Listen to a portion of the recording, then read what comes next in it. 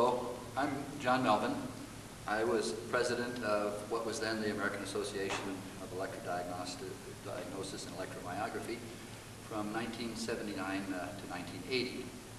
And I'm happy to be able to have this interview. And as you know, if you've seen other interviews, there are a set of formal questions.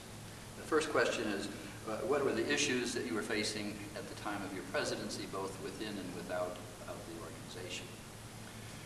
In terms of the most major focus of the organization when I was president, we were in the process of organizing and creating structure. We had only begun having a formal office the year before I took president, less than a year. It had been moved from the home of one of our members to an office in Rochester.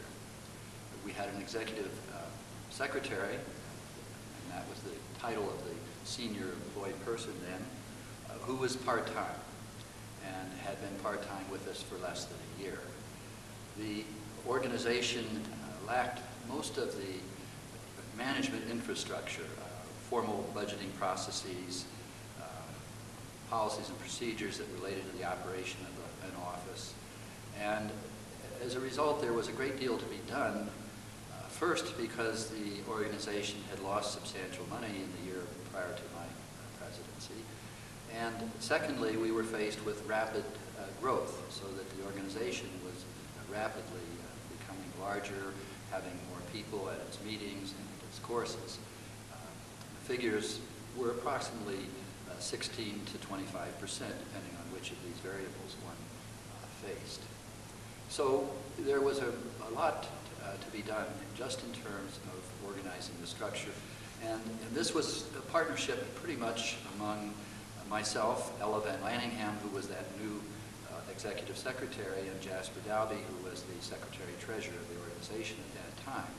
And Jasper, being in Rochester, where the new office was in a good position to try to help improve this organization and structure.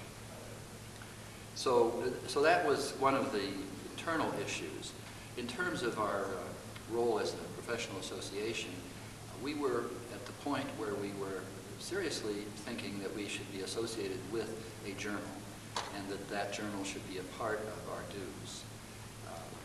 We had a debate between two journals, the Muscle Nerve and the Journal of Electroencephalography and Clinical Neurophysiology. At the time of my presidency, the officers of the organization, primarily Jasper Dalby and myself, felt that Muscle and Nerve had demonstrated sufficiently to be the preferable journal.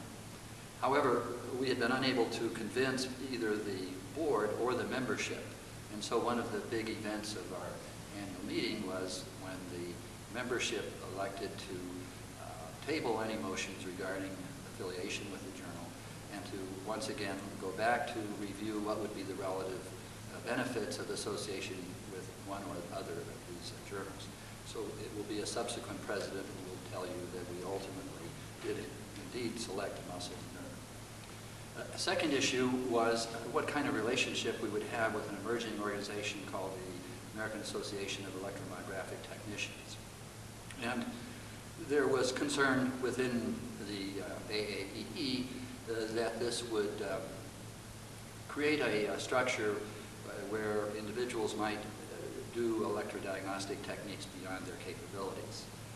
Ultimately, during my year as president, we agreed that this organization should get all of the help that we can, and that anything that would enhance the professional skills of the technicians would be of value. However, during my presidency, we did table a motion which would have had us help that organization establish an examination for their members to be a part of their membership. I might add that during this year, in that matter of infrastructure, that Ella Van Lanningham moved during that year from part-time to full-time, and then subsequently became the manager of an office of many staff. I suppose when we talk about accomplishments, that I believe that my greatest accomplishment was indeed to create a base of infrastructure that allowed the organization to move forward in a managed and organized way. And I think that, as it turned out, it became one of the better managed professional associations.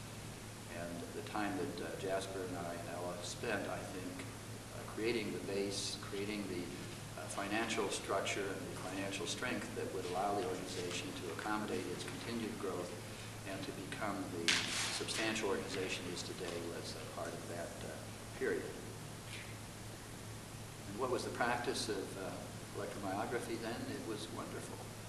First of all, it was a procedure, and actually payers were paying at that time for what was being charged, or very close to it, so that it was a time when there was substantial revenue from being an electromyographer. It was a fascinating, it is and still is a fascinating area of medicine, but at that time, because there weren't the pressures for productivity and there weren't the same kind of external oversights, one could spend a little bit of extra time perfecting the way in which one approached patients, could reflect on how to do things that would move the field forward.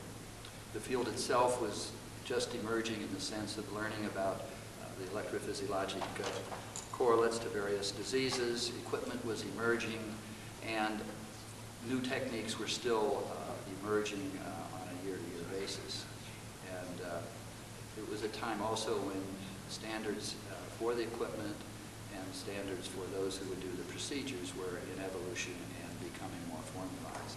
So it was a great time, and I enjoyed being president, and I'm happy to have been able to add this in. Thank you.